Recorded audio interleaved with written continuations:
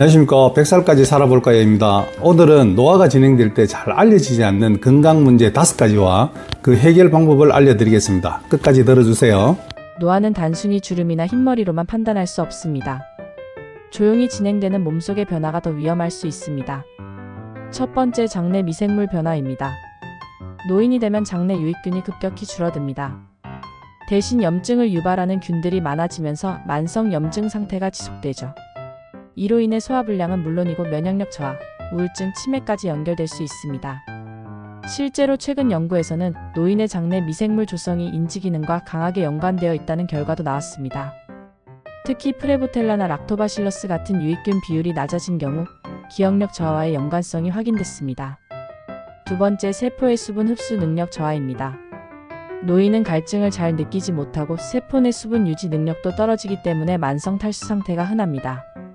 이 상태가 지속되면 피로, 어지럼증, 신장 기능 저하까지 이어지지만 본인은 자각하지 못하는 경우가 많습니다. 심지어 낙상이나 혼란, 의식 저하 증상도 만성 탈수와 관련이 있는 경우가 많습니다. 이런 상태는 혈액 검사로도 잘 드러나지 않기 때문에 항상 의식적인 수분 관리가 중요합니다. 세 번째, 자율신경계의 기능 저하입니다. 노화로 인해 자율신경의 균형이 깨지면 소화불량, 체온 조절 문제, 가슴 두근거림, 수면장애 등 다양한 증상이 나타납니다. 특히 기립성 저혈압처럼 자세를 바꾸면 갑자기 어지러운 증상도 자율신경 이상으로 볼 수 있습니다. 문제는 병원 검사에서 특별한 이상이 잘 안 잡힌다는 점입니다. 자율신경 이상은 스트레스에 취약하고 밤낮 리듬이 무너지면 더 악화됩니다. 평소 생활 패턴 유지가 무엇보다 중요합니다. 네 번째, 미세염증의 누적입니다. 건강검진에서는 정상이지만 실제로는 몸 안에서 미세한 염증이 쌓여가는 경우가 많습니다.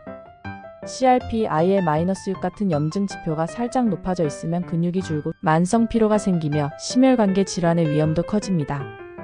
노인에게 흔한 근감수증도 미세염증과 관련이 있습니다. 몸이 묵직하고 잘 붓는다는 느낌은 이미 만성 염증이 진행되고 있다는 신호일 수 있습니다. 다섯 번째, 감각기관 둔화로 인한 뇌 자극 부족입니다. 청력, 시력, 미각이 떨어지면 뇌로 가는 자극도 줄어들어 인지 기능이 더 빨리 저하됩니다. TV만 보고 있는 생활은 뇌를 거의 자극하지 못하고 오히려 침묵과 고립은 뇌 기능 저하를 가속화시킬 수 있습니다. 실제로 보청기 사용이 치매 예방에 효과가 있다는 연구도 있을 만큼 감각 자극은 중요합니다. 단순한 말벗이 아닌 상호작용이 핵심입니다. 그렇다면 이런 숨은 문제들을 어떻게 해결할 수 있을까요? 첫 번째, 장 건강을 지켜야 합니다. 식이섬유가 풍부한 채소, 발효식품, 그리고 프로바이오틱스를 꾸준히 섭취하면 유익균이 늘고 장 점막 염증이 줄어듭니다. 특히 나이 들수록 장이 곧 면역이라는 개념을 꼭 기억해야 합니다. 하루 12회 규칙적인 배변도 장 건강을 가늠하는 중요한 지표입니다. 두 번째, 물보다는 전해질이 포함된 수분을 섭취해야 합니다. 마그네슘, 나트륨, 칼륨 등이 적절히 포함된 소량의 전해질 음료나 미네랄 소금물을 마시면 세포의 수분 유지에 훨씬 효과적입니다.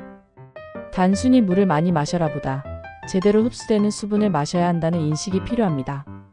세 번째, 자율신경을 안정시키는 생활 습관을 가져야 합니다. 규칙적인 수면, 일정한 기상시간, 저녁 햇빛 노출, 따뜻한 족욕, 깊은 복식호흡 등이 자율신경 회복에 좋습니다. 특히 취침 전 스마트폰 사용을 줄이고 명상이나 독서로 긴장을 완화시키는 것도 좋은 방법입니다. 네 번째, 항염 식습관을 실천해야 합니다. 당지수가 낮은 식품, 가공하지 않은 천연 식재료, 그리고 항산화가 풍부한 견과류나 강황 같은 식품이 미세염증을 줄이는 데 도움을 줍니다. 설탕, 트랜스지방, 흰 밀가루 기반 식품은 가능한 줄이는 것이 좋습니다. 식사 일지를 써보는 것도 좋은 습관이 될 수 있습니다. 다섯 번째, 뇌자극 활동을 늘려야 합니다.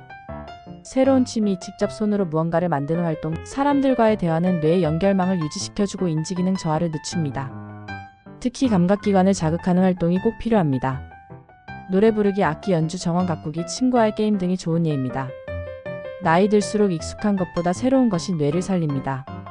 실제로 70세 이상 고령자 1000명을 대상으로 한 국내 건강조사에서도 본인은 건강에 큰 문제가 없다고 느끼는 반면 실제 검사상 미세염증 수치, 탈수, 징후, 인지기능 저하가 나타난 경우가 많았습니다.